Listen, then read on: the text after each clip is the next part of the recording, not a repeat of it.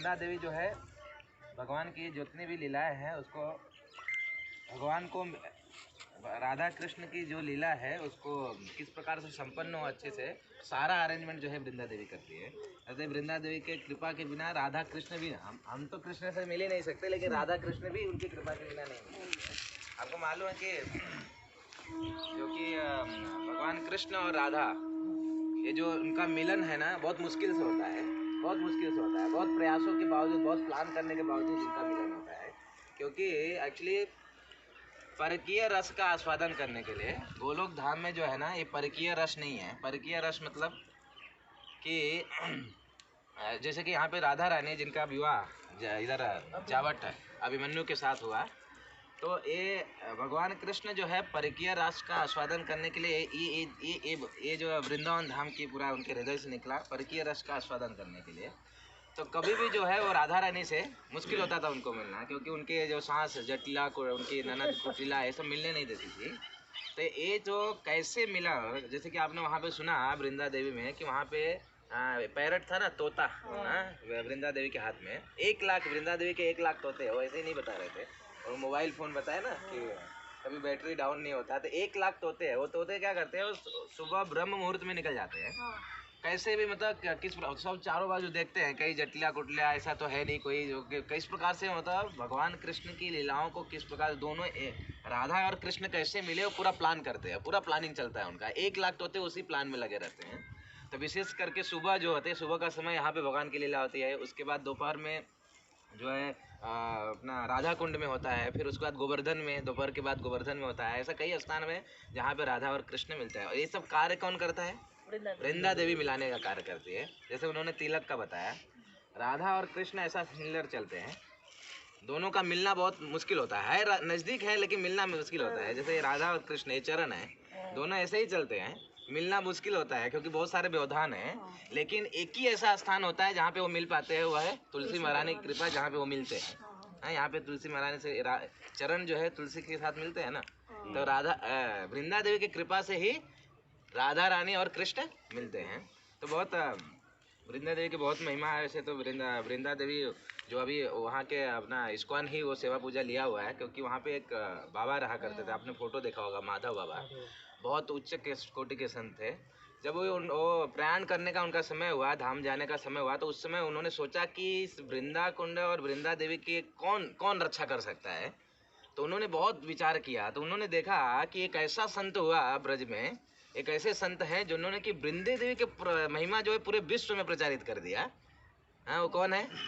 प्रभुपाद जी। आज देखिए प्रभुपाद जी की कृपा से आज केवल भारत में ही नहीं, विदेश में, जहाँ पे विदेश में तो तुलसी के महत्व को जानते तक नहीं थे लोग, लेकिन आज एक साथ में हजारों लाखों जगह पे क्या हो रहा है, आरती हो रही है, एक साथ में आरती हो रहा है वृंदा देवी की। तो उन्होंने देखा कि वृंदा देवी की महिमा जो है ना, ये प्रभुपाद जी ने स्थापित किया। इसलिए ये जो है मेरे जाने के बाद ना जो है प्रभुपाद भक्तिवेदांत स्वामी प्रभुपाद जी को दे दिया जाए, वो ध्यान दिलाएंगे अपने शिष्यों से।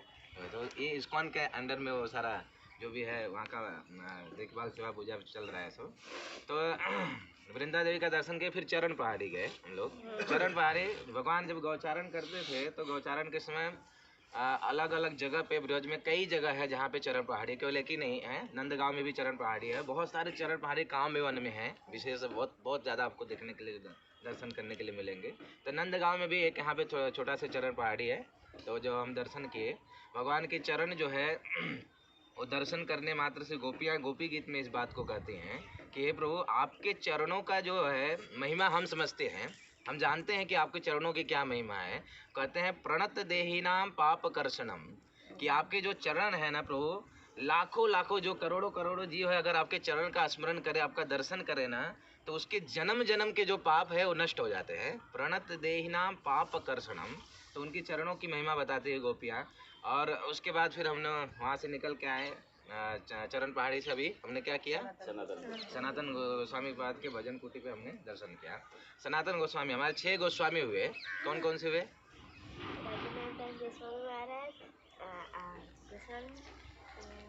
सनातन गोस्वामी, योग गोस्वामी, गोपाल भट्ट गोस्वामी,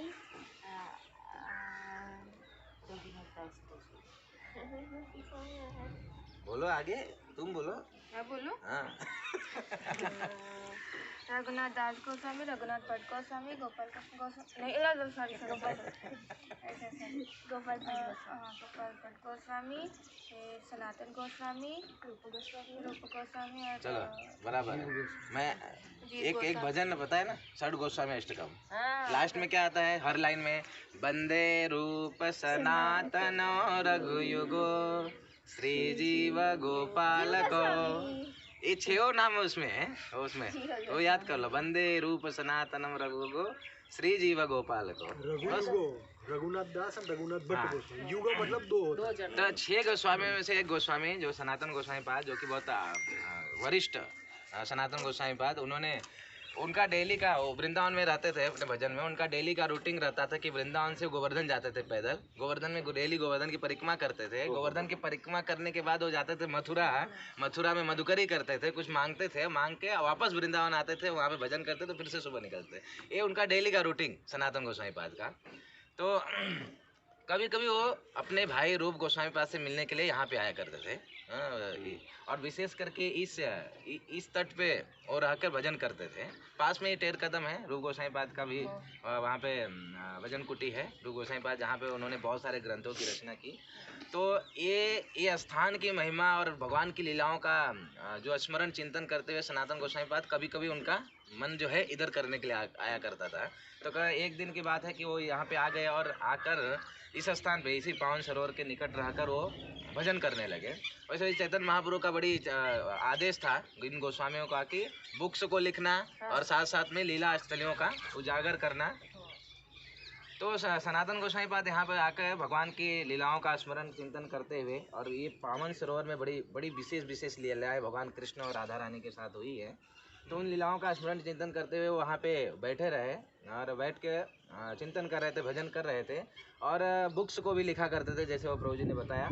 तो 3 दिन बीत गया, 3-4 दिन बीत गया, वो खाए पिए बिल्कुल नहीं। तो भगवान को टेंशन हो गया। भगवान ने एक बालक का रूप लिया और बालक का रूप लेकर आए कि बाबा आप क्या, मेरी माँ ने आपके लिए एक दूध भेजा है, क्योंकि आप पास में ही मैं रहता हूँ, और आप मेरी माँ को पता चला कि आप जो है कई दिन से खाए पिए नहीं, एक साधु आए हुए कई दिन से खाए पिए नहीं है, जाओ उनको दूध दे के आओ। तो मेरी माँ ने आपके पास भेजा, आप इस दूध को ग्रहण करो, पान करो, और पान करके आप अपने जो ये तृष्णा है इसको बुझाओ।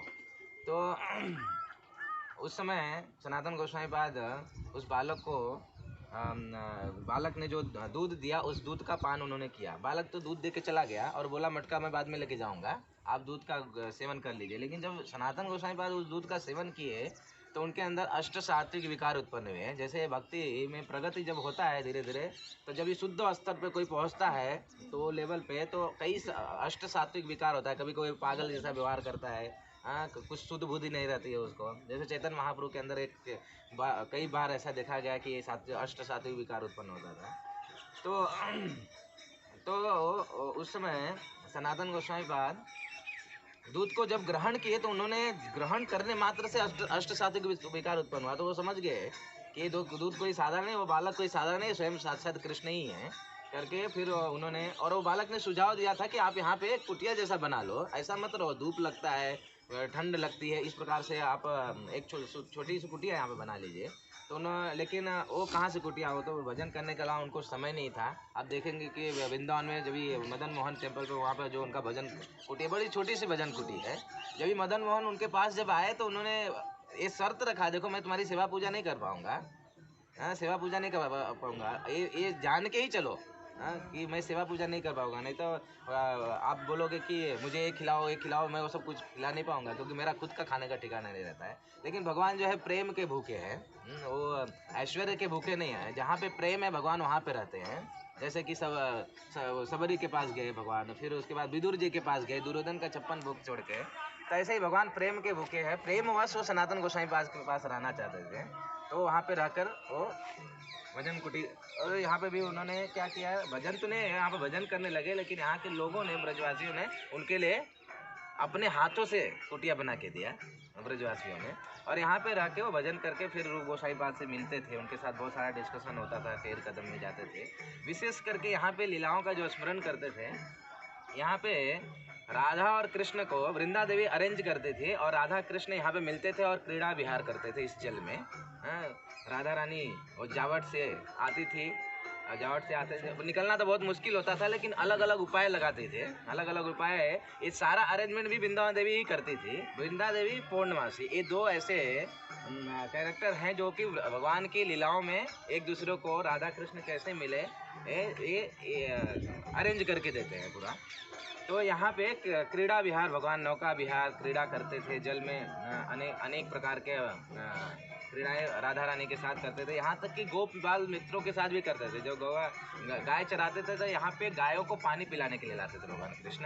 हाँ, यहाँ पे गायों को, बछड़ों को यहाँ पे बुला के उनको पानी पिलाते थे और पानी पिला के यहाँ से फिर रिटर्न जाया करते थे। और फिर ग्वाल बाल मित्रों के साथ यहाँ पे वो क्रीड़ा विहार मित्रों के साथ भी किया करते थे। तो अभी राधा रानी जो है ना, जावट से यहाँ पे अलग अलग उपाय से करके आती थी। जैसे कि रूप गोसाई पाद ही एक उनके ग्रंथ में बहुत सारे कुछ लीलाओं को लिखा है, जो अंतरंगी लीलाएं हैं उन सब तो ग्रंथों में उन्होंने लिखा, रूप गोसाई पाद ने, कि किस प्रकार से कि कृष्ण जो है राधा रानी को मिलने का बहुत सारे प्लान योजना बनाते थे कि कैसे कि राधा रानी को मिले, और राधा रानी भी बहुत सारी योजना बनाती थी और इसको वृंदा देवी बड़े अच्छे से ऑर्गेनाइज करके उसको संपन्न कराती थी, ऐसा। तो क्या एक बार कृष्ण को बहुत मिलने की इच्छा हुई राधा रानी को, कई दिन बीत चुके थे और राधा रानी को क्योंकि जटिला और कुटिला निकलने नहीं देती थी, आने नहीं देती थी, उनको कहीं पे भी निकलने नहीं देती थी। तो कृष्ण एक दिन राधा रानी के जो पति अभिमन्यु, अभी राधा रानी का पति ये अभिमन्यु जो है, आचार्यगण कहते हैं कि अभिमन्यु और कोई नहीं है, एक कृष्ण की परिछाई है। कृष्ण जो है परिकीय रस का आस्वादन करना चाहते थे राधा रानी के साथ। ये जो गोलोक वृंदावन धाम में नहीं है, इसलिए उनकी जो परिछाई है ना, अभिमन्यु के रूप में आई और उन्होंने राधा रानी से शादी हुआ उनका, क्योंकि राधा रानी के साथ और किसी का शादी हो ही नहीं सकता है। तो अभिमन्यु के साथ राधा रानी का शादी हुआ, क्योंकि भगवान कृष्ण परिकीय रस का आस्वादन करना चाहते थे। तो भगवान कृष्ण क्या किए, अभिमन्यु का रूप धारण किए। अभिमन्यु का रूप धारण करके वो कहाँ गए, जावट तो पूरा नहीं पहुँचते थे, उधर राधा रानी भी आती थी। वो संदेश है, तोता लोग जो है संदेश लेके भेजते थे, जो तोता 1 लाख तोता ना वृंदा देवी के, तो ये तोते संदेश देते थे कि कृष्ण आ रहे हैं उधर। तो राधा रानी भी प्रयास करके कैसे भी जटिला कुटिला से बच के वो भी आती थी मिलने के लिए। जब मिलने के लिए आते थे तो अभिमन्यु के रूप में कृष्ण थे। अभी जटिला और कुटिला को पता चला कि राधा रानी घर में नहीं है, और घर में नहीं तो उन लोग को डाउट हो जाता था और लोग पीछे मतलब इंक्वायरी करते ही रहते थे, वो खोजने के लिए किधर गई है, चलो आज पकड़ते हैं उसको, ऐसा। तो वो लोग भी घर से निकले, राधा रानी निकल के कृष्ण को यहाँ पे मिल रही है और कृष्ण भी राधा रानी से मिल रहे हैं, और उधर जटिला और कुटिला आने लगी। और ये संदेश जब किसी और तोते ने ला के दिया कि उधर जटिला और कुटिला निकल चुके हैं तो जैसे ही पता चला कि जटिला और कुटिला पहुंचने वाले हैं, तो भगवान कृष्ण किसके रूप में थे, अभिमन्यु के रूप में। तो अभिमन्यु के रूप में गए, उन्होंने क्या किया, राधा रानी को बोला कि तुम निकलो और मैं देखता हूँ इन लोग को। तो अभिमन्यु के रूप में गए, तो अभिमन्यु बोला कि माँ आप इधर क्या कर रहे हो। बोला अरे राधा रानी घर से गायब है, उसके पीछे हम उसको ढूंढ रहे हैं, कहाँ पे वो गई होगी, किधर, तो बार बार कृष्ण को मिलने जाते हैं, ऐसे करके सारी बातें को बता देने लगे। बोले कि आप एक काम करो, आप चिंता मत करो, मेरे को भी डाउट हुआ कि कहाँ कहाँ जाते हैं करके, मैं भी आज पीछे ढूंढ ही रहा हूँ। मैं क्या करता हूँ कि मैं कंस को इन्फॉर्म करता हूँ कि इस प्रकार का ऐसा ऐसा है, राधा रानी का कैरेक्टर, थोड़ा से कृष्ण को समझाए, कुछ तो डांटे, कुछ तो करेगा, ऐसा मैं उनको इन्फॉर्म करता हूँ। अब ये कौन बोल रहा है, कृष्ण ही अभिमन्यु के रूप में है। इस प्रकार से अपनी माँ और बहन दोनों को समझा के भेज देते हैं, आप लोग जाओ शांति से, मैं कंप्लेन करके आता हूँ और मैं देखता हूँ, ऐसा। तो पहुँच गए। अभी राधा रानी पहले पहुँच गई, इधर ये बात कर रहे, राधा रानी घर पे पहुँच गई, और घर पे पहुँच गई। जब ये जटिला कुटिला गए तो देखे तो राधा रानी घर में है। तो कुछ देर के बाद कृष्ण जो है अभिमन्यु के जो रूप धारण किए हुए थे वो भी घर में गए। हाँ, घर में गए, बोले कि मैंने कंप्लेन कर दिया हूँ, हाँ सब अभी कृष्ण कभी ना कभी पकड़ा जाएगा, मैं कंप्लेन करके आऊँ, तुम लोग चिंता मत करो, ऐसा। अभी ठीक है, लेकिन मैंने ऐसा सुना हो कि कृष्ण जो है ना, अभी अभिमन्यु किसको बोल रहा है, जटिला और कुटिला को, कि मैंने सुना हो कि ये कृष्ण जो है ना कभी कभी मेरा रूप धारण करके आता है, मेरा रूप धारण करके। तो अभी मैं तो घर में जा रहा हूँ, लेकिन अगर वो आ गया बाई चांस तो देखना मेरा रूप धारण किया रहेगा, ऐसा। इस प्रकार का कृष्ण बोल के वो चले गए घर के अंदर। अभी जटिया और तितलिया माँ और बहन जो है वॉचमैन बन के गेट पे बैठे थे, बात कर रहे थे। उसी समय अभिमन्यु बेचारा काम धंधा करके घर में आया। जब ये घर पे आया तो तुरंत उनको तो यही स्मरण आया कि अभिमन्यु तो घर में है राधा रानी के साथ। अभी ये निश्चित रूप से एक कृष्ण है जो कि वेश बना के आया है। अभी दोनों ने वो आचार्य एक संत लिखते हैं कि वो घर में जो कपड़ा धोने वाला होता था ना वो उठा के इतना मार मारे। वो बोल रहा है कि मैं अभिमन्यु, मैं हो ही नहीं सकता, अभिमन्यु तो मेरे उधर घर में है, अंदर राधा रानी के साथ है। तो इतना मार खाया। इस प्रकार से भगवान कृष्ण अलग अलग योजना बनाते थे। कभी कभी भगवान कृष्ण चूड़ी बेचने के लिए चूड़ी वाला बन के जाया करते थे। तो चूड़ी वाला बन के जाके राधा रानी को चूड़ी पहनाते थे, जटिला कुटला को भी पहनाते थे, लेकिन राधा रानी के वो भी इस प्रकार से जाके मिला करते थे। तो ऐसे अनेक जो है राधा और कृष्ण की जो लीलाएं हैं ना, यहाँ पे नंदगांव, बरसाना, जावट, ये पूरा जो एरिया ना बहुत सुंदर सुंदर भगवान कृष्ण की लीलाएं। लॉ बुक है इस्कॉन का, जो प्रभुपाद जी ने जिस ग्रंथ को लेकर समझ लो इस्कॉन को बनाया ऐसा, तो और उसी बुक से इस्कॉन चलता है। तो ये लॉ बुक है इस्कॉन का, वो ग्रंथ जो है रूप गोस्वामी पाद ने वहीं पे लिखा। तो ये पावन सरोवर जो कि विशाखा देवी के पिताजी के नाम पे पड़ा हुआ है, यहाँ पे बड़ा रम्य स्थान है। जब ब्रजमंडल परिक्रमा होती है तो यहाँ पे 2 दिन परिक्रमा यहीं पे रुकी रहती है। सब लोग यहीं स्नान करते हैं और मंडप वगैरह सब यही चारों बाजू लगा रहता है, सब भक्त लोग रहते हैं यहाँ पे। तो बड़ा सुंदर स्थान है। और ऐसा कहते हैं कि पावन सरोवर में आके स्नान करके आचमन करके ही हमको नंद भवन में जाके नंद महाराज वहाँ पे नंद भवन का दर्शन है, भगवान का दर्शन करना चाहिए। तो हम अभी यहाँ पे आचमन करके अभी निकलते हैं, 13 कदम जाएंगे, फिर उसके बाद अश्लेश्वर महादेव, फिर उसके बाद दर्शन करके फिर देखते हैं, नहीं बरसाना वही नंदगांव ही दर्शन करेंगे। सब्सक्राइब एंड शेयर करें हमारे YouTube चैनल को और बेल आइकन दबाइए नए आध्यात्मिक वीडियोस की अपडेट्स रोजाना पाने के लिए।